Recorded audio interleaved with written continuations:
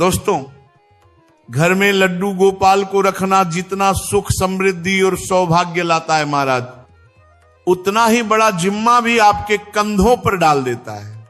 याद रखिए, ये मात्र एक मूर्ति नहीं बल्कि स्वयं भगवान श्री कृष्ण का साक्षात बाल स्वरूप है महाराज।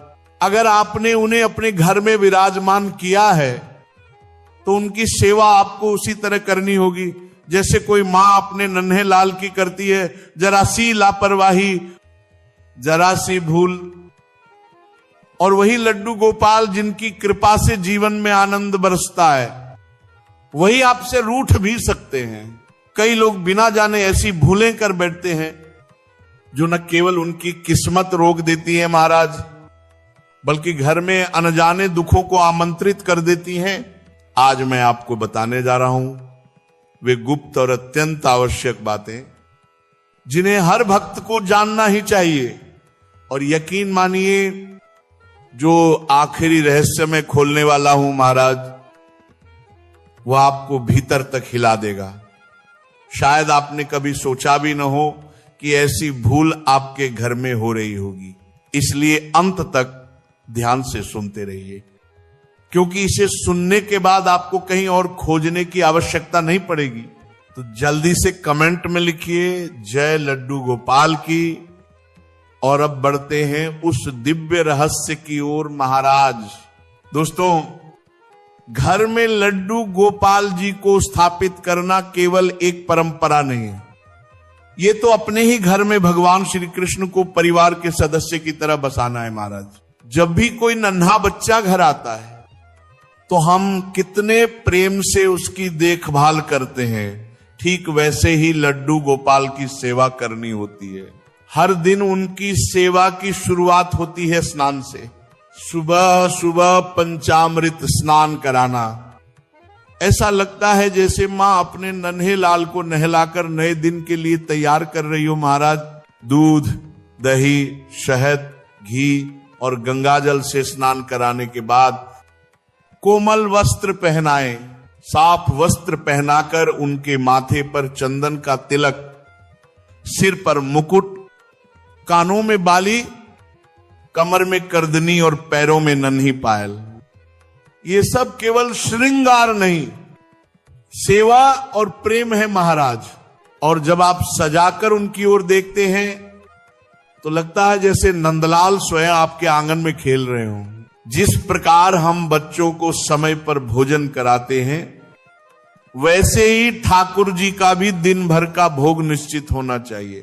प्रातः 6-7 बजे दूध, दोपहर 12-1 बजे लड्डू, माखन, मिश्री या हलवा, संध्या 5-6 बजे फल, मेवा या हल्का नाश्ता, रात्रि 8-9 बजे दूध। भोग हमेशा सात्विक हो, प्याज लहसुन का प्रयोग न करें। भोग लगाते समय यह मंत्र अवश्य बोले, तदन वस्तु गोविंद तुभ्यमेव समर्पये गृहाण सम्मुखो भूतवा प्रसिद्ध परमेश्वर। ये मंत्र केवल अर्पण नहीं महाराज, ये भाव है, प्रभु यह सब आपका है, हम तो केवल आपके सेवक हैं। सुबह हो या शाम लड्डू गोपाल की आरती घर के वातावरण में दिव्यता भर देती है महाराज। तुलसी, पुष्प, धूप और दीप जब थाली में सजते हैं तो लगता है जैसे पूरा घर पावन हो गया हो। आरती के समय भजन कीर्तन की ध्वनि और दीपक की लौ आत्मा तक को छू जाती है। उस पल ऐसा अनुभव होता है जैसे नंदलाल आपके आंगन में नृत्य कर रहे हों। महाराज, रात को उन्हें सुलाना मात्र परंपरा नहीं बल्कि प्रेम है। भारी वस्त्र उतारकर हल्के रात्रि वस्त्र पहनाएं, छोटा सा बिस्तर, मच्छरदानी, पानी का छोटा पात्र, जैसे बच्चे की सुविधा का ध्यान रखते हैं वैसे ही सबसे भावुक क्षण वह होता है जब आप लोरी गाकर या नन्हे पैरों की मालिश करके उन्हें शयन कराते हैं महाराज। उस समय एहसास होता है कि आप मूर्ति नहीं, साक्षात बाल गोपाल की सेवा कर रहे हैं। जल्दी न जगाएं, बच्चे की तरह उनकी नींद का भी सम्मान करें, खासकर सर्दियों में थोड़ी देर सोने दें। हर जगह न ले जाएं, वे कोई वस्तु नहीं। नंदलाल है महाराज, अपवित्र या शोरगुल वाले स्थान पर न ले जाएं, अकेला न छोड़ें। लंबी यात्रा पर जा रहे हो तो किसी विश्वसनीय व्यक्ति को सेवा सौंपे। स्थान सदैव स्वच्छ रहे। टूटी फूटी वस्तुएं, गंदगी अशुभ माना जाता है।